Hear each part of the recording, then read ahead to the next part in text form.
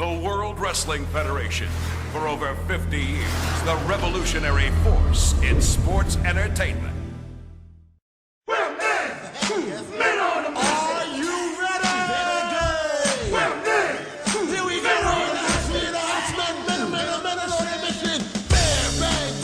here we go. All right, welcome to the New Generation podcast on the Backbone Wrestling Network. I'm Tim Slomka. I'm JP. Thanks for joining us again. As always, you're on the journey to relive the new generation era to find the best and some of the worst of the wrestling time period often forgotten.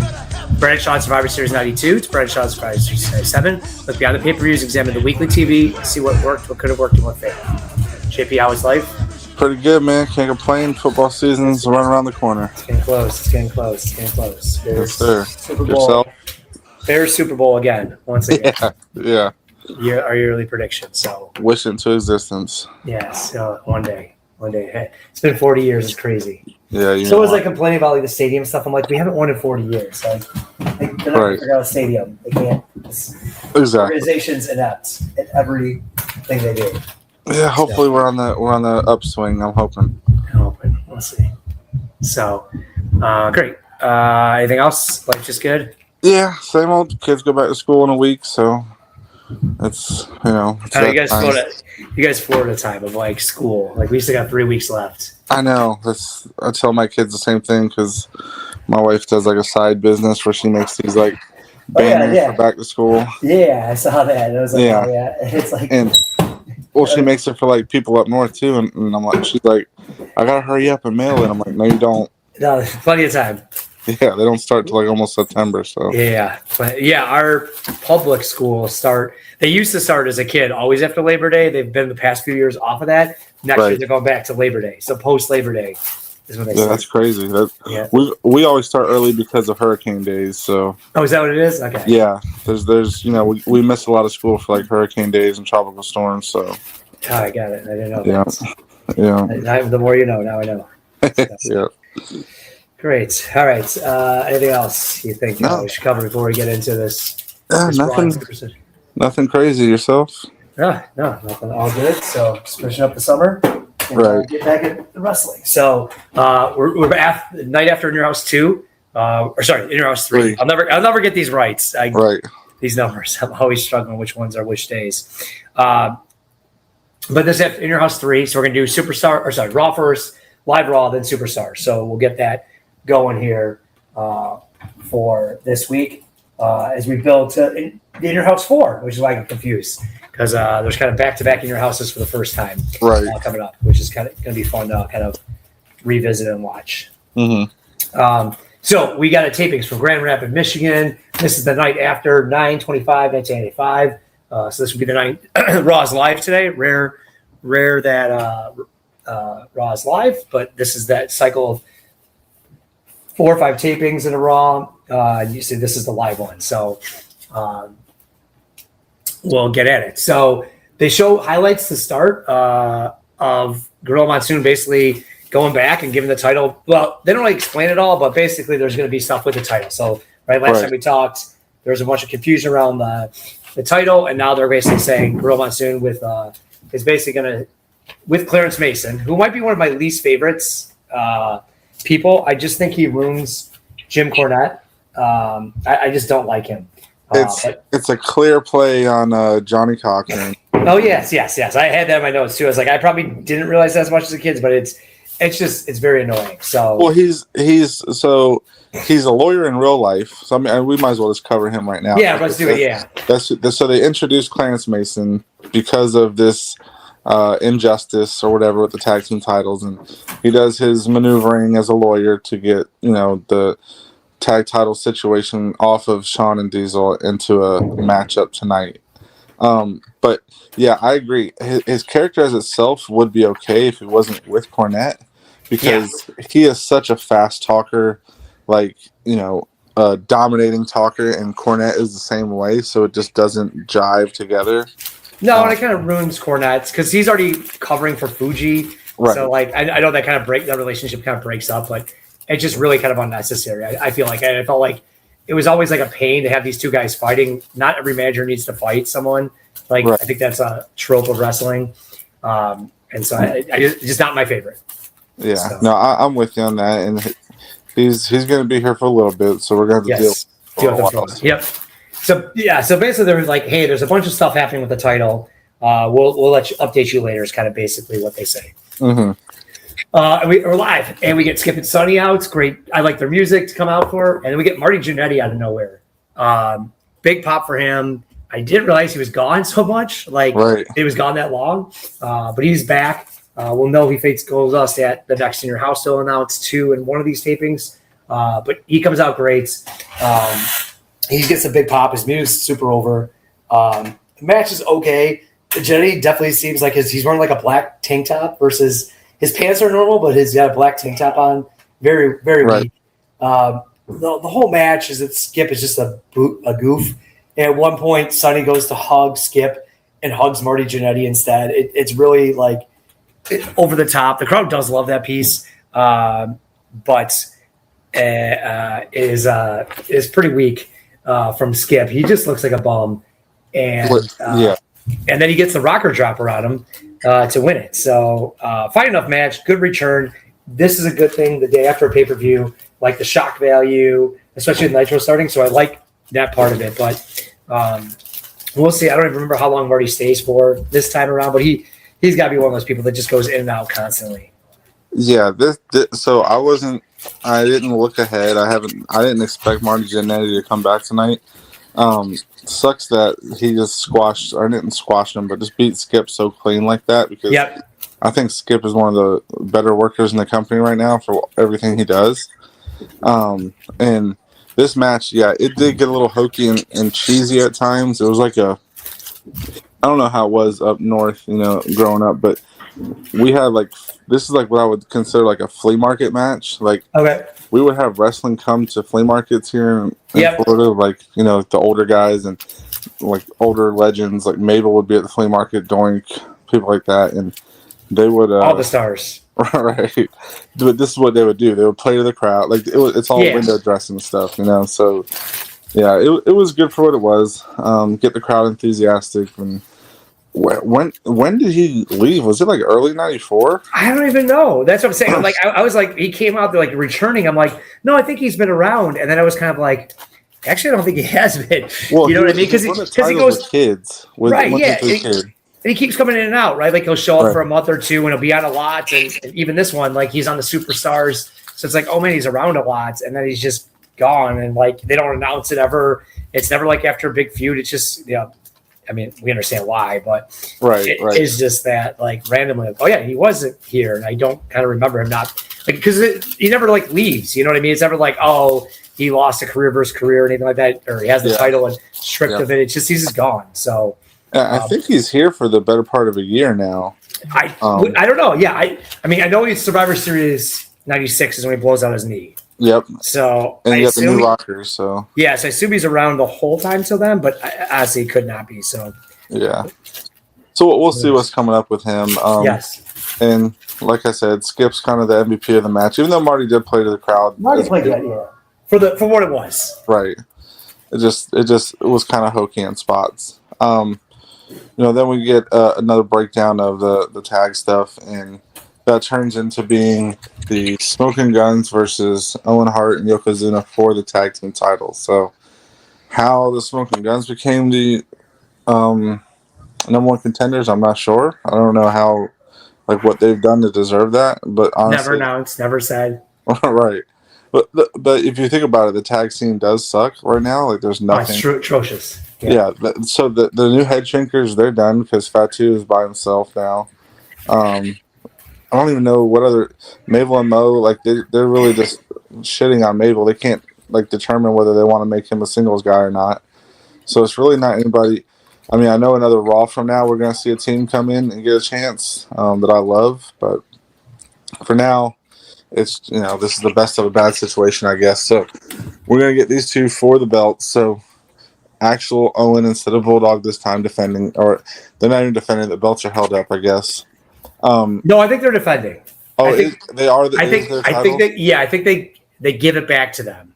Okay, yeah, you're right. You're right because that is the lineage. It goes from them to that makes sense. Yep.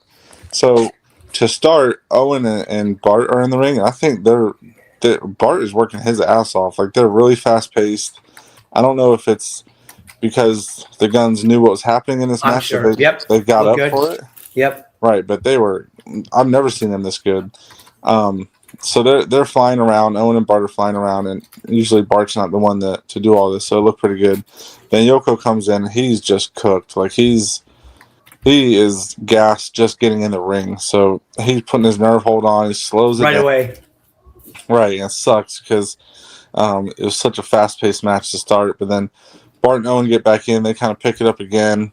You know, I even have in my notes, this is the best the Guns have looked since we've, seen them outside of their, like, debut squash matches. There's a spot where, like, they knock Yoko back, like, into the post and knock him backwards, and then they hit the sidewinder. They go to pin Owen, and Yoko goes to splash him, and they move. Good spot. Yeah, Yoko splashes Owen, which was huge with the crowd. Lets the Guns pin him and gets the belt. So I thought that was a very clever way to do it, to not have Yoko involved too much in the match, but to be the determining factor in the match, because he's so slow, and him going for that splash was mistimed badly. So I thought that was good. Shawn and Diesel have to come down and celebrate. Best friends. Yeah, exactly. It's like Hogan and Bret at Mania 9. Best friends. Right. And this is the problem I had with it, because obviously these two guys are probably, Smoking Guns have been there since 93.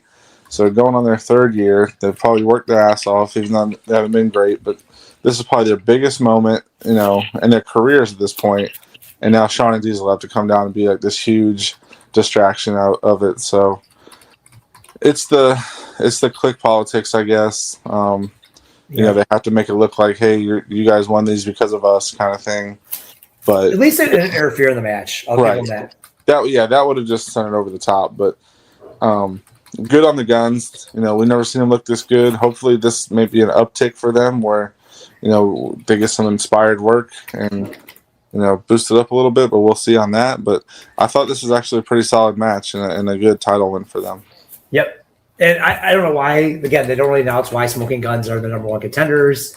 I thought they could have had them beat someone before, like maybe earlier in the night, or, maybe the night before, throw something in like, oh, this is a dark match, just like something. It's just out of nowhere they're in the dark match, or they're in the tag team title match. So that was random. Crazy that he does that big drop Yoko on Owen. Like, that feels like a jobber move. So good on Owen for taking that. The nerve hold is forever. It's so early and then forever. Same notes. Two dudes attitudes come out for some reason. And they're like Yoko and Owen. I thought they would fight a little bit, like they would break them up there. They don't do anything, and they just kind of have this shot of like Yoko barely able to walk, and Fuji's just like barely walking as well. Like, he's so worthless. It was so funny. I laughed at least. As they leave, Doc is in the ring in the aisleway with Gorilla. He announces all the matches. Bret and Bulldog and Diesel at Inner House 4. Bret Hart's going to fight the winner at Survivor Series. The IC title's going to be up for a grab.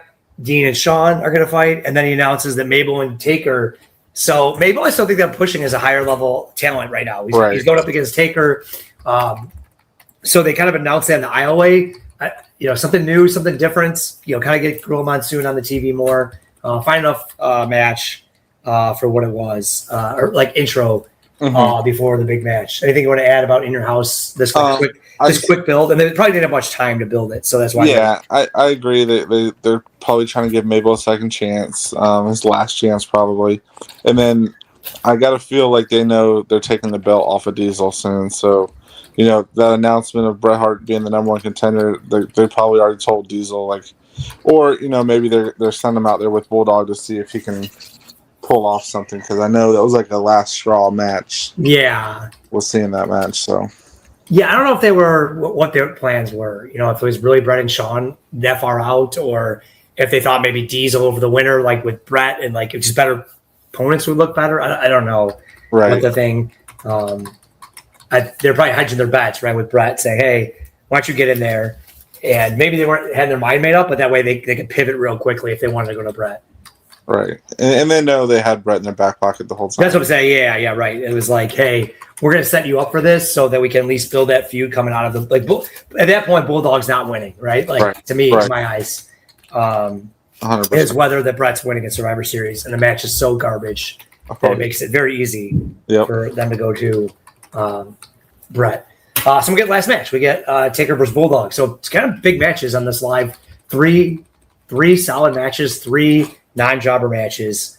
Well, they're feeling Nitro now. Feeling Nitro a little bit, yeah, and kind of building these big matches. You know, like it's not, no offense to Waylon Mercy, but they're higher level opponents, right? We're getting Bulldog and Taker, and the tag team title match, and again, Marty Jannetty is a return, so it's making it a big deal. So we get Bulldog Taker. We get sorry, 1 second. We get Bulldog Taker. Mabel even comes out to watch it, which is kind of crazy. And they kind of set up, which I think you and I have talked about. Bill Watts must be around here, but they kind of set up this like 2 dudes with attitudes coming out and smoking guns coming out at the end of the match. Like it's kind of crazy. Mabel does a huge slam on Taker for the DQ. Fine enough match. Definitely, this is one of those Bill Watts things. I'm like, hey, I'm going to throw a whole bunch of stuff in the main event picture, which is what really works in 97, 98. Like you don't know who's who. You can't tell the levels. And I'm going to bring everyone out there and kind of make multiple feuds happening at the same time. So the match was okay, but it made everyone, I thought, look strong. Taker, Bulldog, sets up 2 dudes with attitudes. You're bringing smoking guns in there, so you're elevating them. The actual in-ring was kind of weak. Again, because Taker's not the best at this point in-ring. And they're clearly just like stalling time because they don't want to, it wasn't the standard Taker match where he was just getting beat down because Bulldog, they wanted both guys to look strong. So match was fine enough, but the aftermath was really, really well done. Well, it is when Bill Watts is involved. I think he's confirmed, since In Your House 3. But like it's the heels are friends with the heels, baby faces are friends with baby faces kind of thing.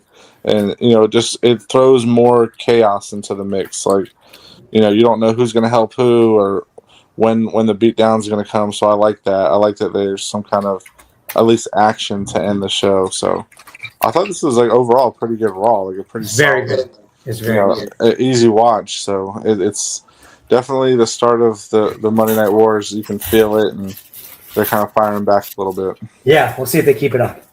Is kind of my key or concern. Right. All right. Anything else? Oh, and then they show highlights of next week. And for some reason, they go 2 dudes with attitudes. Music starts playing as I was leaving. So, like, I don't know. They're definitely making them big time as the big stars. Oh yeah, I mean that's what the show is all about right now. Those two. So. Yep. I mean, for the time being, at least. Yep. Yeah, definitely. And Vince is loving it. All right, we go to Superstars, Valparaiso, Indiana taping. Tape the next night, so 9/26, 2 days after In Your House, day after Raw. And this is the weekend, so 9:30s. Superstars. Why don't you get the first match? Yeah. It starts the last one. Yeah. So we start off with a fun mix of talent tag match with this is what Superstars is made for, in my opinion. This is Barry Horowitz and Face Hakushi versus Skip and Rad Radford. Rad Radford's kind of like the body Donna in training kind of thing right now, where I think that's pretty cool too. Like he's kind of like, even though Skip's kind of like a jobber to the stars right now, he still has like a lackey with him. So I think that like bond between those two is pretty cool. Dean Douglas comes down to spectate. He's interested in like Horowitz, what he's doing kind of thing. There's a spot in the match where Hakushi gets a hot tag, just on fire. I thought he was great here as a babyface in the match.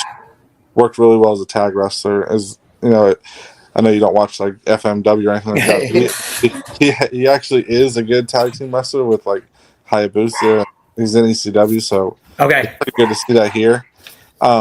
There's like weird distraction spots though from Rad Radford where like Hakushi ends up headbutting Skip, and then it gets way too long drawn out at the end. Like this had the making to be like a real like hidden gem tag match, and then it gets to the spot where like they headbutt Skip and Hakushi's down. It's so drawn out, and then all of a sudden Horowitz rolls over for the cover after both guys were down and gets the win. Like after a long time. Yeah. So I feel like somebody messed up the finish. Like it wasn't supposed to be so drawn out like that. Something happened. Yep. I was just like, I had similar notes. Yeah, it could have been a fun tag match. It was for the most part. Finish kind of screwed that up a little bit, but good to see Skip still. I mean, guy's like the workaholic of the promotion right now, just getting all these matches. So, pretty solid start to start Superstars. Yeah, they showed some background of why Barry Horowitz and Akushi are teaming, so they're starting to build that up as their teammates. It was obviously a very racist segment when they show the backstage. Yeah. As I put, most of this is just racism against Japan and Jewish people. Yep. The slow pin is really weird. It was really weird too because like Red Radford lands on top of Barry Horowitz, and then like the referee goes over to like move Rad Radford out of there, and it's like that's something they never do. Like it's always that's a face move, never like the ref trying to get the heel out. So interesting there. I do like that. Skip's still a bum. But Sonya I thought looked really good in this match. Not gonna lie, like this is the best she's looked. She knows like my time is done with this loser. I better start getting the guns out to help my career if I want to do anything more. Great. Doc does the one I was watching. Doc does his backstage preview for MSG. I would not go to this MSG just because Doc promoting it. He's atrocious. It was so bad. I can't wait for him to be done. It's got to be soon. It's funny because Bret Hart even has Bret Hart's bringing George Animal Steel, which is going to be one of the more unusual appearances in the history of wrestling. Like, I don't know how that happened, but it did. So weird. Sometimes it's fun of watching these, after the fact. Mm-hmm. A little different ones. Yeah. Inserts that like the local ones. Yeah. So that was pretty funny. I'm like, why is Bret with George Animal Steel? I saw that too. Makes no sense. We then get we do get Ahmed Johnson promo. So there's a razor squash right before. Oh, okay, yeah, razor squash. Yeah, sorry, I probably was out of order. But we get razor squash, and then we get Ahmed Johnson promo as well. So you get this pretty good, new guy coming in. Talks awesome. I love the way he talks. He sounds intense, and they didn't really bring up anything about him. Just again, just a new guy coming in. We see this a lot in this back half of '95. All these guys are coming in real quick. Some guys, are like Waylon Mercy that are a couple months, and some of the guys are a lot longer, like Ahmed will be. So I'm excited to see what Ahmed Johnson does. Yes. I remember as a kid, so like this is the time I'm watching weekly. I remember being a pretty big Ahmed Johnson fan early on. I didn't care like if he hurt people or anything like that. If he was a dangerous worker, that wasn't like, even though his panties always went up his ass every time he wrestled. It's amazing. He wore like elbow pads, his knee pads, and that kind of thing. But his, like you said, his intensity in this promo was awesome. I know Bill Watts was a huge fan of him. Like there's like Bill Watts is very dated with his thinking, like wanting to push the black guy, but he wanted to call him Buck Johnson. Oh, jeez. That's what he wanted to name Ahmed Johnson, but he wanted to push him like even harder than what they do end up pushing him. Like he kind of wanted to make him Goldberg and give him the world title, that kind of thing. But Ahmed Johnson was formerly Moa Deeb. I don't know if you've seen any of him in Global. Like I've only heard about it. Yeah, I've only heard about that. Yeah, he used to picture Ahmed Johnson in like Sabu pants, like the big genie pants. That's what he used to wear. So his outfit's way better, even though it's his ass. I like this version better. Yeah, so I'm pretty excited to see him. Like you said, good intensity. The way they did the angle of like him sideways, kind of in the dark, was pretty cool. So yeah, good stuff. We'll get to see the Pearl River, Mississippi, Pearl River Powerhouse, whatever they called him. So good stuff. Good stuff. Yeah, and then we get Bob Holly Squash. He's facing AC Cotter, who is D'Lo. It's funny, D'Lo even does the frog splash. So like that must have been his move forever. And he goes to hit it, misses it, and D'Lo actually looked really good. Bob Holly's such a bum. So big enough win for Bob Holly, for Holly, but D'Lo kind of funny that he's there and doing the frog smash. And then we get a quick Jacob and Eli Boo squash, kind of nothing that. They've kind of been a team that we haven't seen in forever, so I'm shocked they're still here. Again, this would have been good, like Smoking Guns to fight them or something like that. Like, oh, the announced number one contenders match from SummerSlam was them versus the Blues, but nothing. So these guys are worthless. And then once you get our last match, So we quickly get Shane Douglas or Dean Douglas a quick little promo calling out come on. Get the Dean right. Yeah, I thought he was pretty good here. Like I don't know. I know the character's kind of hokey, but I think he's just done a pretty good job with what he was given. Yes. Like he comes in and he's already like a top of the mid card kind of guy, and he doesn't seem out of place. So I feel like he's held his end of the bargain. And then we get another Bulldog main event. So I mean, obviously they're pushing him to the moon with what they're putting him over with and giving him the title shot. So we get a British Bulldog versus Fatu. A decent match, nothing crazy. I'm surprised that like they jobbed Fatu out so soon like this. Like I know it's Bulldog and he's on his way to the championship, but Fatu is real early on in this gimmick, so I guess he's not long for this world in this gimmick. I think it's just part of making Bulldog bigger and trying to get him someone right over. Most likely because he's got the world title match, and I guess they can spare Fatu, but just to be this early on in this gimmick, I didn't expect it. But I obviously expect the Bulldog to win, but not for it to be against Fatu. So Bulldog gets the win with the power slam. Looks strong, needs to stay strong going into the title match. So I get it, but we got a couple squash matches on this Superstar, a debut, and a solid tag match. So overall, it was a pretty solid show as well. Yeah, I think they were just trying to build up Bulldog, to be honest. Right. I think that's all they were going for. Right. Was the only thing I could think of that they were really trying to show off. So that was it. And they do bring up in the match, they bring up that both are former champions. So tag team champions. So like trying to put them at the level, you know what I mean? Like they try to say like, oh yeah, these guys are close to each other. So it's an even matchup. So I did kind of like that a little bit. At least I did. I thought that like, hey, these guys are pretty close to each other. Right. And then we head off. On this, they really start bringing up like we're gonna really show what's happening the next week throughout this, like throughout these, where they really bring up highlights in the Raw. They're showing actual footage from the Raw and Superstars. They really are bringing up, hey, like this is episodic now. All right, should we move on to awards? Yes, sir. All right, most new gen outfits. Outfit. Let me see here. You know what? Since he returned, I want to give him something Marty. With Marty Jannetty. Yep. Yeah, I gotta say, his like lazy rocker outfits. Right. It was lazy, as always. Most new gen performer. I'm still gonna go with Skip. I think he's, even though he's jobbed out, I think he's doing great with what he's given. I'm gonna go Ahmed, the debut. Nice. Worst match or segments. Worst match. Picker Bulldog wasn't too bad. I mean, seeing. I guess I'll go with the Blue Brothers squash. Yeah. I'm not fond of seeing them. No, they're terrible. I'm just gonna go with the Yoko Nerf hold. The match was good, but just everything Yoko involved in it was terrible. But Blue Brothers is probably the worst squash. Again, it served no purpose. It was like, what's the point of this, right? Like, no one fears them. They've showed nothing. They haven't beat anyone. Exactly. So it's a point. Best match or segments. I'm gonna go with the Smoking Guns versus Owen Yoko win the belt.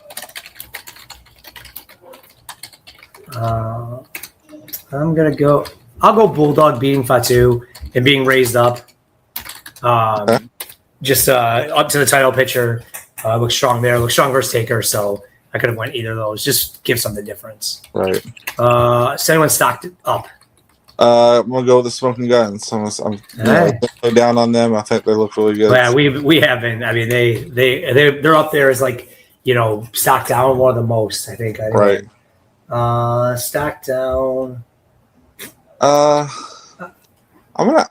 guess I'm gonna go Razor. I feel like he's just so out of the spotlight, and he's with the kid, that kind of feud. But right now he's just kind of lame squash match. I'm gonna go stock up or stock down. Sorry. Stock up. I meant Bulldog for stock up. Just elevated to the title picture out of nowhere. Yeah. He'll be there for a couple years, or at least a year and a half. Right. Stock down. There's some easy ones. I thought actually Mabel could have stock up as well. Give me a second. I'll just go Yoko. He's done, and this might be the last match we see him really actually fighting. Like I don't know if there's many more matches we get out of him. He faces Vader when I know they do that. To break his leg, right? Yeah. I don't even know if he fights in it. That's what I'm saying. Like I don't know. Oh yeah, good point. Like I don't know. Like I know he does fight Stone Cold, but that match is like 2 minutes. Like I don't know if there's an actual match anymore. No, like, I don't remember that Vader. Yeah, I remember. No. He has a. We might have seen that. I'm pretty sure he has a good match with Shawn on Raw one time. Okay. I'm pretpretty sure. Yeah, let's see. I mean, but it's going to be limited. It's few and far between. Yeah, exactly. So, that's going to be my guy. All right. Thanks everyone for listening. Rate review. Sorry. Thanks everyone for listening. Rate review. We'll see everyone in 2 weeks. We'll cover more Raws leading up to Senior House 4. Interesting time with Bill Watts running things. There's some great Raw matches coming up that we're going to watch. And then building up to one of the worst pay-per-views of all time, which is kind of unique in that time frame. But then it really starts. I know 96 isn't great, but I think Survivor Series 95 at least gives a lot of fresh. Oh, yeah, it turns a corner. Yeah, it definitely helps turn a corner. I was excited to get there. So thanks everyone for listening to the review, and see you in 2 weeks. Yes, sir.